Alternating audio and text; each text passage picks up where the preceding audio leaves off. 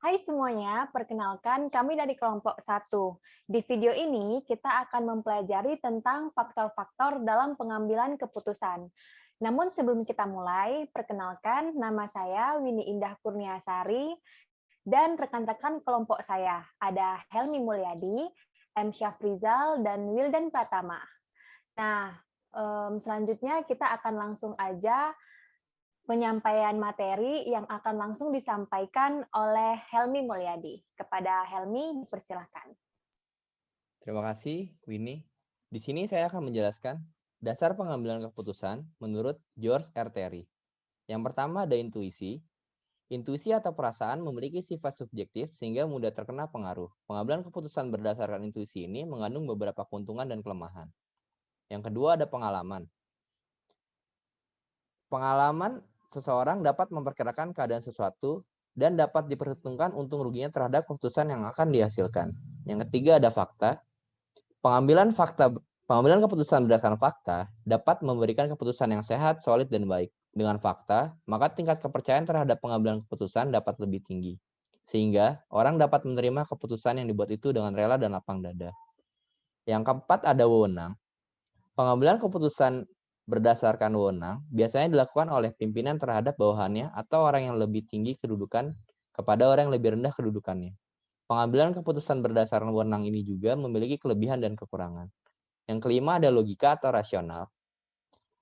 Logika ialah suatu studi yang rasional terhadap semua unsur pada setiap sisi dalam proses pengambilan keputusan. Next. Pada pengambilan keputusan secara logika, terdapat beberapa hal yang perlu diperhatikan. Yang pertama, kejelasan masalah. Yang kedua, orientasi tujuan. Yang ketiga, pengetahuan alternatif. Keempat, preferensi yang jelas. Dan kelima, hasil yang maksimal. Selanjutnya akan dijelaskan oleh rekan saya, Wildan Aprian Pratama. Persilahkan.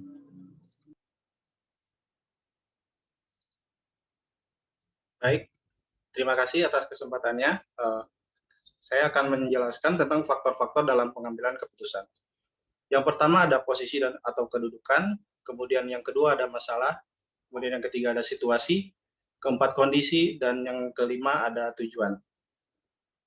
Untuk posisi atau kedudukan, dalam rangka pengambilan keputusan, posisi ataupun kedudukan seseorang itu dapat dilihat dari letak posisi dan juga tingkatan posisi.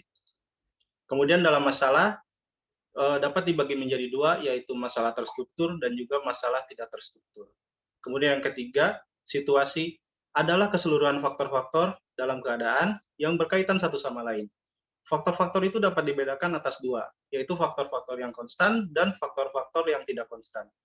Kemudian dalam kondisi adalah keseluruhan dari faktor-faktor yang secara bersama-sama menentukan daya gerak, daya berbuat, ataupun kemampuan kita. Kemudian yang terakhir, tujuan yang hendak dicapai, baik tujuan perorangan, tujuan unit atau kesatuan, tujuan organisasi, maupun tujuan usaha, pada umumnya telah tertentu ataupun telah ditentukan. Kemudian faktor-faktor lainnya dalam pengambilan keputusan. Yang pertama ada keadaan intern organisasi, di mana ini bersangkut paut dengan apa yang ada di organisasi tersebut. Kemudian yang kedua, keadaan ekstern organisasi. Keadaan eksternal organisasi ini bersangkut paut dengan apa yang ada di luar organisasi tersebut. Keadaan organisasi eksternal ini antara lain meliputi keadaan ekonomi, sosial, politik, hukum, budaya, dan sebagainya. Kemudian yang ketiga, tersedianya informasi yang diperlukan. Dalam pengambilan keputusan, informasi yang diperlukan haruslah lengkap dan memiliki sifat-sifat tertentu, sehingga keputusan yang dihasilkan dapatlah berkualitas dengan baik. Kemudian yang keempat ada kepribadian dan kecakapan mengambil keputusan. Kepribadian dan kecakapan dalam pengambilan keputusan meliputi penilaiannya, kebutuhannya, intelijensinya, keterampilannya, kapasitasnya, dan sebagainya. Kemudian selanjutnya akan disampaikan oleh Saudari Winnie. Kepada waktu Winnie, kami persilakan. Baik, terima kasih. Selanjutnya kita masih tetap membahas mengenai faktor-faktor yang mempengaruhi pengambilan keputusan menurut Terry pada tahun 1989. Nah, di sini Terry menyampaikan ada 8 faktor yang mempengaruhi pengambilan keputusan. Faktor yang pertama yaitu hal-hal yang berwujud maupun tidak berwujud. yang emosional maupun rasional perlu diperhitungkan dalam pengambil keputusan. Faktor yang kedua, setiap keputusan nantinya harus dapat dijadikan bahan untuk mencapai tujuan organisasi.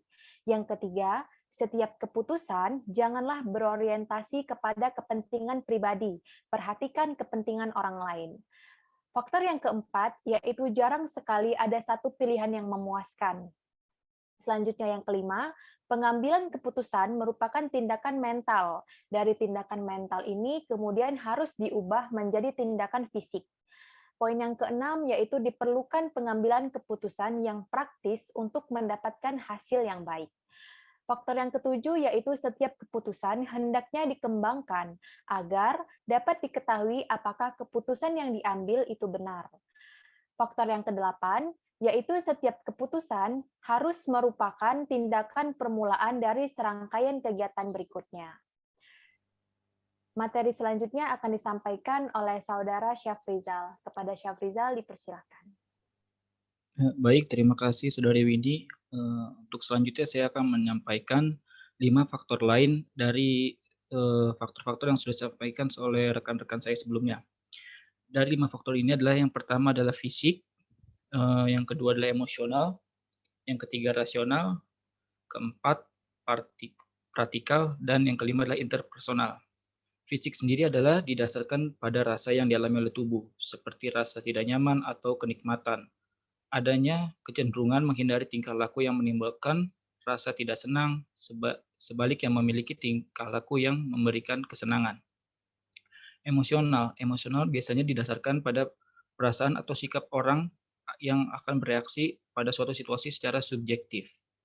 Dan yang ketiga adalah rasional. Rasional didasarkan pada pengetahuan orang-orang mendapatkan informasi, memahami situasi, dan berbagai konsekuensinya. Dan yang keempat adalah praktikal, yang dimana didasarkan pada keterampilan setiap individu dan kemampuan melaksanakannya. Seseorang akan menilai potensi diri dan kepercayaan dirinya melalui kemampuannya dalam bertindak. Dan yang kelima adalah interpersonal, yang didasarkan pada pengaruh jaringan sosial yang ada. Hubungan antar satu orang dan orang lainnya dapat mempengaruhi tindak individualnya. Next. Mungkin dari kelompok saya sekian. Untuk selanjutnya dikembalikan lagi pada moderator. Untuk waktu dan tempat dipersilakan. Baik, terima kasih. Demikian teman-teman penyampaian materi dari kelompok 1. Semoga apa yang kami sampaikan dapat bermanfaat untuk kita semua. Sekian dari kami, sampai bertemu lagi di video berikutnya.